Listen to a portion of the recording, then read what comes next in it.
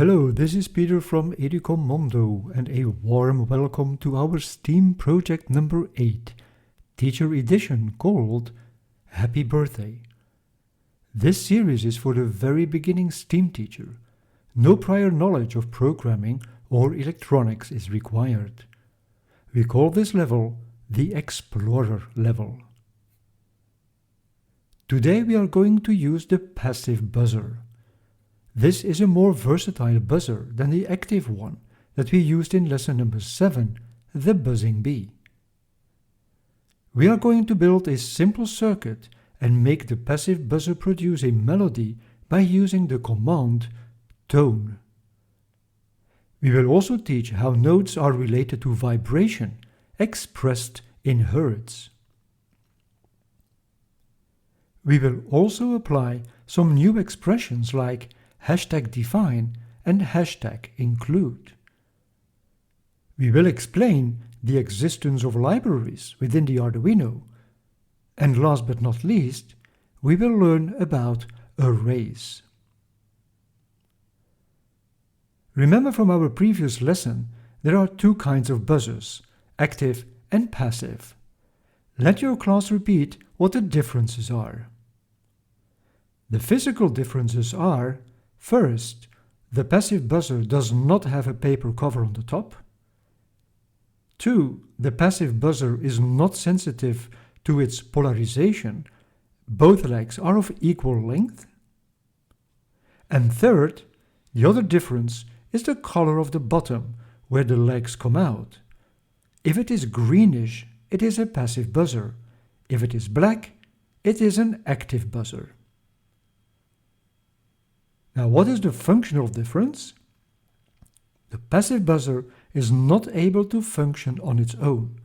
It needs a signal from the outside, like from our microcontroller, to produce a sound.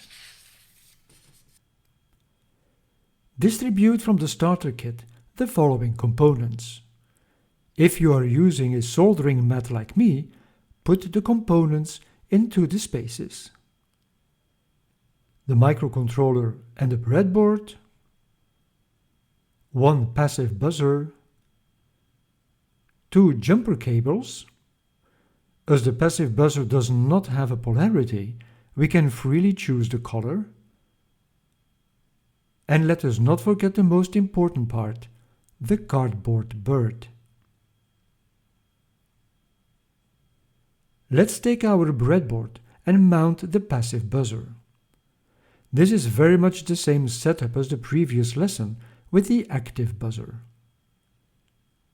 Next, we are going to connect the passive buzzer to one of the digital pins. For this exercise, we connect the jumper wire to the digital pin number 8. We connect the other jumper wire to the ground pin of the microcontroller.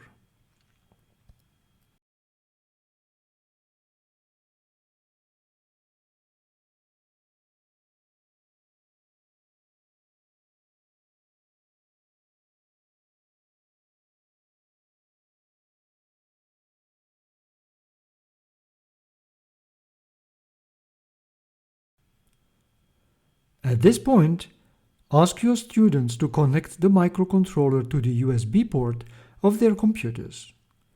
Let them confirm to you that all LEDs on the microcontroller are blinking. If all of that works, they can launch the Arduino Integrated Development Environment.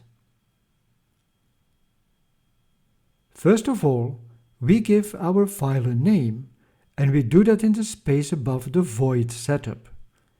We call this file Project 8 Happy Birthday. And next we create another command line, variables.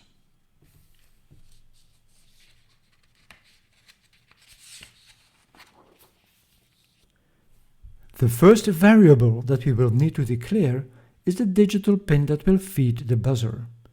In this project, we use digital pin number 8. int buzz pin equals 8 and closing with a semicolon. It is also recommended to declare a delay variable, as this is one of the most commonly used variables. Remember that this value is in thousands of seconds. int dt equals 500, and this will set the delay time to half a second. Remember that we want to create a melody, so we will need notes, like on a piano. Your students may already be familiar with sheet music. This is a way for musicians to know what they have to play, how fast, how long the individual notes are, and so on. On screen you see the simplified sheet music of our project Happy Birthday. Notes are defined by a letter and a number. For instance, C4 is known as middle C. For our microcontroller to create the right tone, we will have to tell what the notes are. We do that by defining the different notes as a sound frequency in hertz. Hertz is the measurement of frequency, referring to the number of cycles per second. The higher the frequency, the higher the tone. The lower the frequency, the lower the tone. The symbol of hertz is Hz. It is named after Heinrich Rudolf Hertz, a 19th century German physicist who proved the existence of electromagnetic waves. So each note has a very specific vibration. On our piano, for example, the highest note vibrates at 4186 Hz, while the lowest note vibrates at only 27 Hz. Our middle C vibrates at 261.63 Hz. We want to create the Happy Birthday song. So this is how it looks on sheet music and how it sounds on the piano.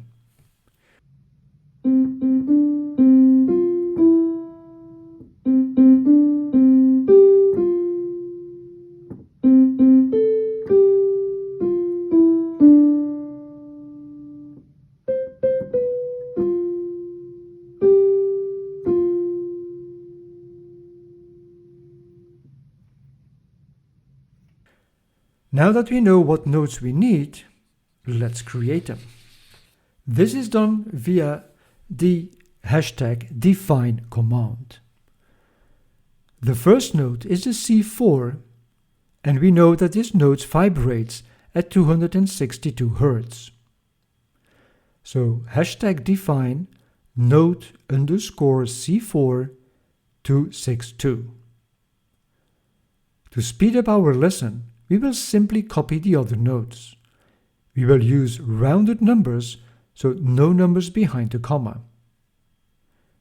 #define note underscore D4 294 all the way to the next C note, #define note underscore C5 523.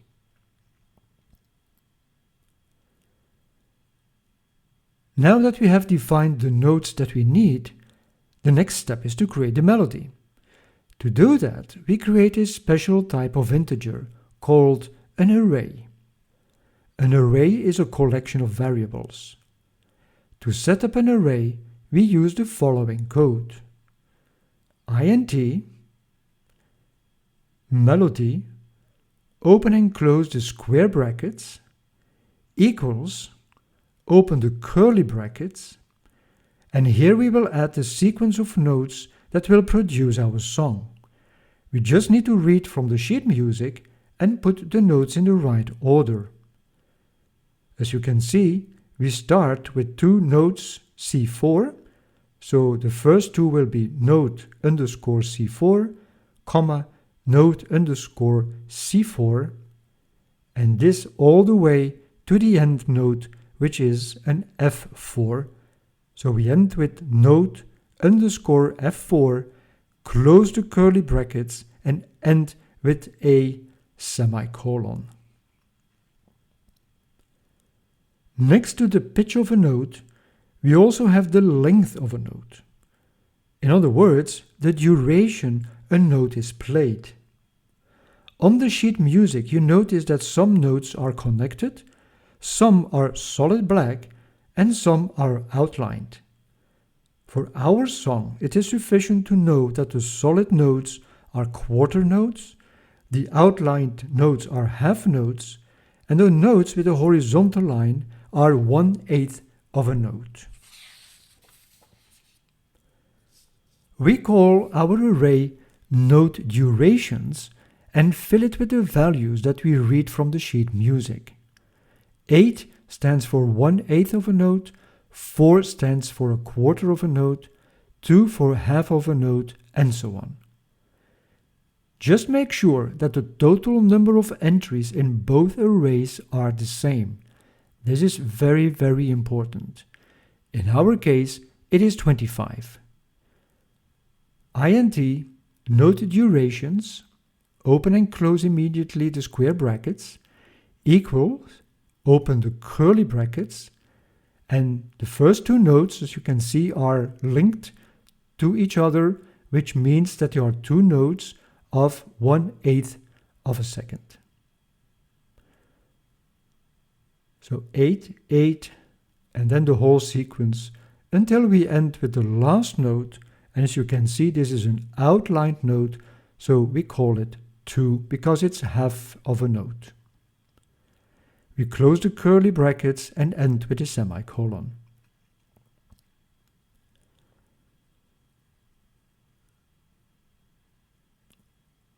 Make sure that the total number of entries in both arrays are the same. As I said, in our case, this is 25. And of course, we will have the Arduino count this for us by using the sizeOf command. So we create another variable, integer song length equals the size of the array melody. And we end again with a semicolon.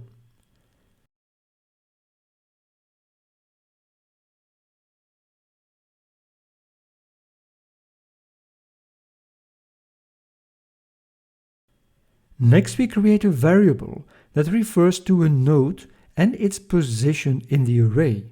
Because this variable will be defined in a for loop, we don't attach a value to it as yet. So integer this note. Within the Arduino programming language, there is the command tone. Technically, the tone command generates a square wave at a requested frequency and a 50% duty cycle. Because we don't want to repeat the song forever and ever, but only play it once, we simply put all of the code in the setup space.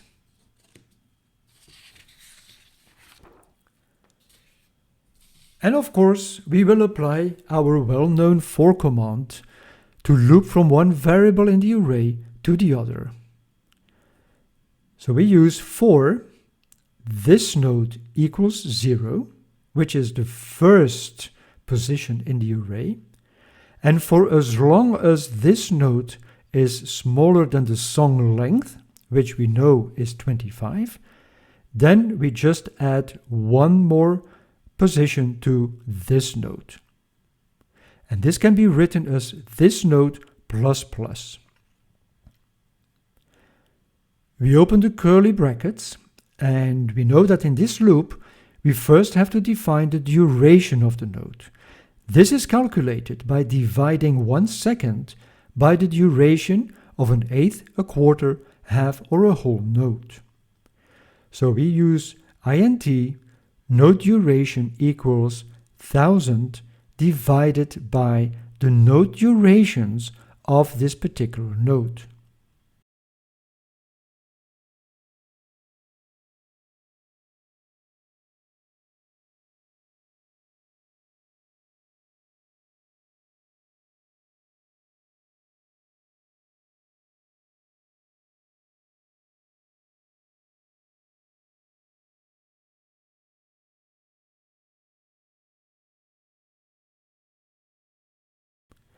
Then we use our new command, the tone command, to send the frequency and the duration to our digital pin. Tone, open the brackets, and we send to the buzz pin, first of all, from the array melody, a particular note, so a frequency, and then secondly, we send the note duration.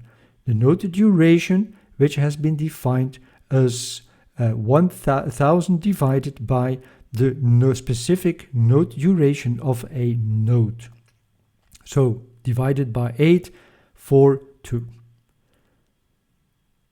Because we don't want the tempo to be too high, we also include a delay between the notes.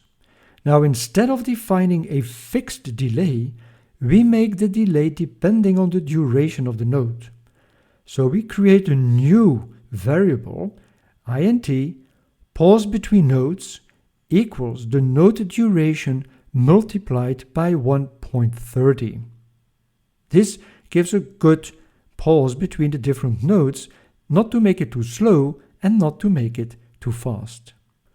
So we add the delay, pause between notes, and end with a semicolon.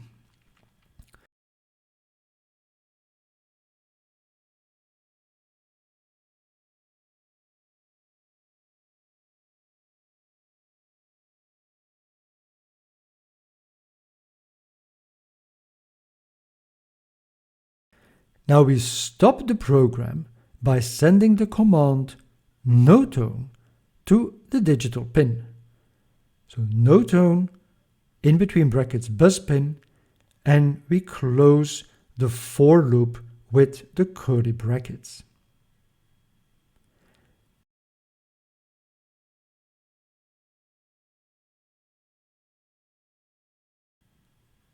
Now it is time to upload the code. And we get an error message. So let's have a look what the error message is telling us. It says that the song length has not been declared in this scope. Okay, so let's have a look what's wrong, because we did declare it on line number 30. But what do we see here on line 37? That we have misspelled song length. So let's give it another try. Upload, and yes, now it is working. And your class should be filled with the music of Happy Birthday.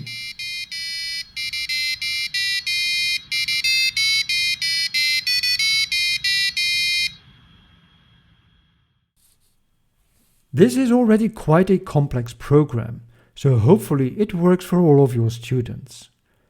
If it doesn't work, tell them do not panic. Step-by-step diagnostics is one of the most important skills in programming. Let them systematically check. What was the error code in the Arduino IDE? Did you end all commands with a semicolon? Did you type all commands correctly? Did you put the wires in the right pin? Did you declare the right pin number as a variable? Are all connections on the breadboard firm? Is the buzzer not broken? Before we wrap up this lesson, I want to introduce to you libraries within the Arduino. Libraries are pieces of code that other people have already written, so that the programmers can freely use them. One of those libraries is called the tone library, and it contains all the notes and their hertz value. It is one of the most popular libraries in the Arduino IDE. To make use of such a library, you have to call it by typing the #include command at the beginning of your sketch. So #include, and in between pointed brackets, tone.h. This is one of the few Arduino commands that does not require a semicolon to end. With this library installed, you have access to all the nodes, so you don't have to program them yourself. That is great about the Arduino open source community. Many people make your life so much easier. In later lessons, we will start using more and more of these libraries, so stay tuned. Let's review with your class what they have learned. They used the passive buzzer. This is a more versatile buzzer than the active one that we used in lesson number 7, the buzzing bee. They built a simple circuit and made the passive buzzer produce a melody by using the command tone. They now know how notes are related to vibration expressed in hertz. We taught them some new expressions like #define and size of. They are now aware of libraries within the Arduino IDE. And last but not least, they learned the basics about arrays, a special kind of integer that is used very often in programming. Because we experimented with sounds and tones, you can give them a musical assignment. These questions are suggestions. By all means, use your own creativity to design homework for your class. What is your favorite style of music? Can you name 5 styles and explain why they are different? Do you play an instrument? If so, can you bring it for the next lesson and play a melody? Can you program the tunes of your favorite song in the Arduino? What is the frequency range of the human ear? Is that the same for young and old people? What frequency can animals hear? And what does ultrasonic mean? Which animals use ultrasonic sound to navigate? Explain how that works. Have fun with the assignment. I enjoyed this project very much and I'm eager to start with our 9th lesson. In that lesson, we will introduce a new component, the shift register. Shift registers are often used to increase the number of input and output pins on a microcontroller. For example, if your project needs to control more LEDs than there are pins. We will learn all of this in our next project number 9, the laser bar. Bye bye for now.